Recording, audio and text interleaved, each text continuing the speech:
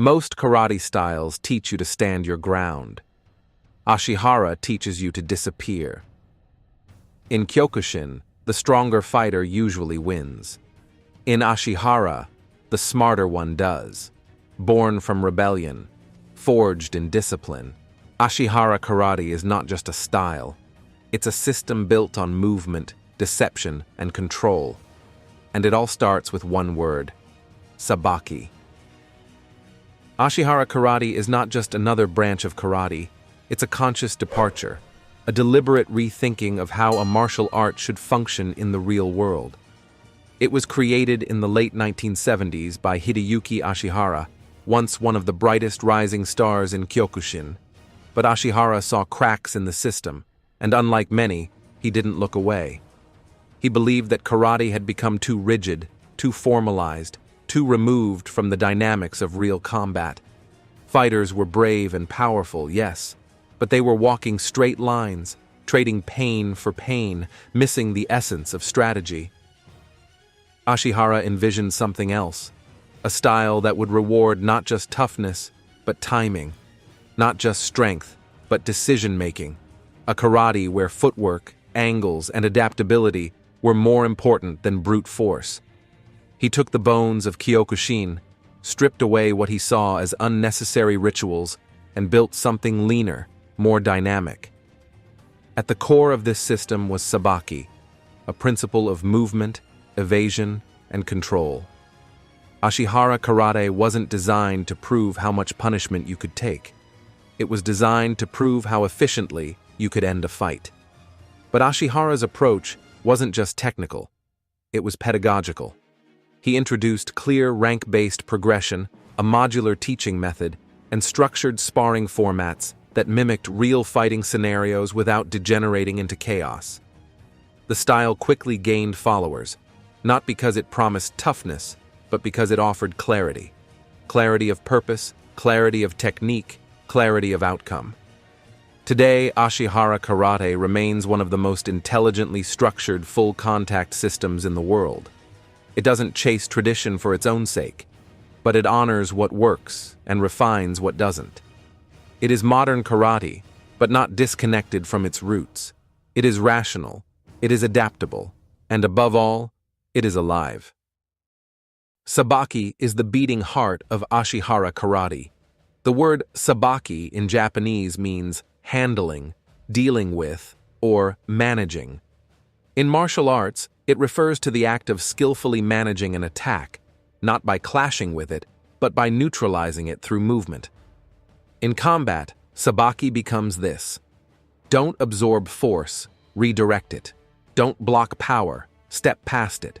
Don't trade hits, change the equation. Sabaki is not evasion for the sake of avoidance. It's the science of control, shifting your body off the center line, entering the opponent's blind angle, and resolving the conflict with speed and clarity. It's about efficiency over endurance. Instead of staying planted and resisting, you pivot, you turn, you reposition.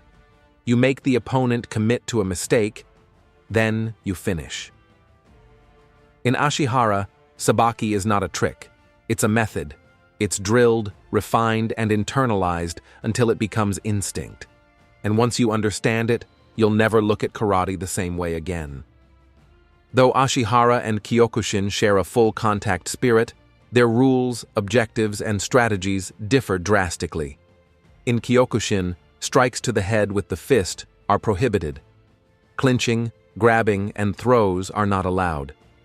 The fight is often a test of who can endure more, with points scored through clean body shots, knockdowns, or visible dominance. Ashihara flips that on its head. In Ashihara karate, grabbing is not only allowed, it's strategic. Fighters can grip the opponent's dogi, head, or arm to break balance and initiate throws. Sweeps, reaps, and takedowns are core components of the scoring system. You can use your hands to pull or redirect, transition into a sabaki entry, and finish with a clean strike or throw. Clean, unbalanced throws and controlled takedowns are awarded points, not just power shots. Unlike Kyokushin, Ashihara fighters often wear light protective gear, padded gloves, shin guards, groin protection, and sometimes even soft headgear, depending on the level and event. This allows for more technical exchanges, with reduced risk of blunt trauma. The rule structure doesn't encourage standing and banging. It encourages tactical flow, entry, control, destabilize, finish. There have been successful fighters who crossed between the two systems, especially at the amateur level, but very few have reached the top ranks in both. The timing, distancing, and mindset are simply too different. Kyokushin builds warriors. Ashihara builds technicians. Both hurt, but only one rewards movement. Sabaki isn't theory, it's movement with intent. And when you see it in action, it looks like a fighter dodging fate, sidestepping a storm that was meant to hit him head-on. A typical Sabaki sequence unfolds like a diagram in motion. The opponent attacks you, step offline, not back, but sideways or diagonally. You enter their blind spot. You unbalance, through a sweep, a grab, or sheer timing. You finish, clean strike, throw, or reset. There's no clash, no collision, no exchange. There's just repositioning and resolution. In the dojo, Sabaki is trained step by step. It starts with static drills, where students learn angles, foot placement, and entry lines. Then it moves to dynamic repetition, responding to real strikes with controlled movement. Techniques are always taught with context. You don't just learn how to sweep, you learn when, why, and from what angle. Structured sparring in Ashihara is unlike the brawling found in some other styles. It's more like applied problem-solving. One partner attacks with specific energy, the other has to respond with correct timing and technique. Over time, the drills evolve into free sparring, but even then, the focus remains on control, not chaos. What's also unique is the integration of grabs and balance breaking, which are absent in most traditional karate tournaments. Fighters practice clinching the head or shoulders and using those grips to create off-balance entries.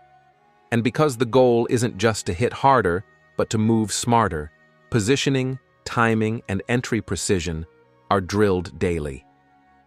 Protective gear allows fighters to train these mechanics with intensity, but without long-term damage. The result? Fighters who move with purpose. Fighters who don't stand still. Fighters who see the line before they walk it.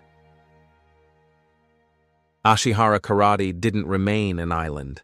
It became a starting point, a launch pad for an entire generation of fighters and thinkers who saw karate not as a fixed tradition, but as a living system.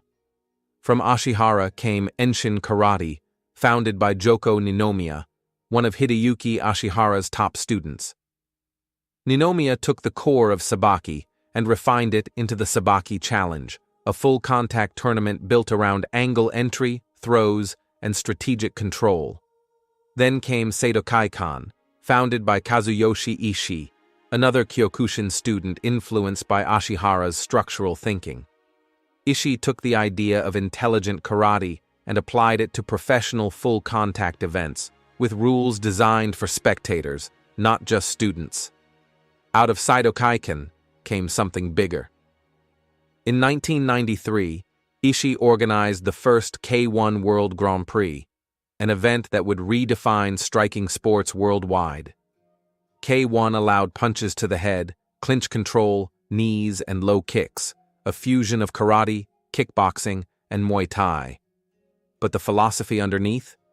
Still rooted in Ashihara, because without Ashihara's rejection of rigidity, without Sabaki's commitment to movement, without the evolution of Enshin and Sabaki, there is no K1.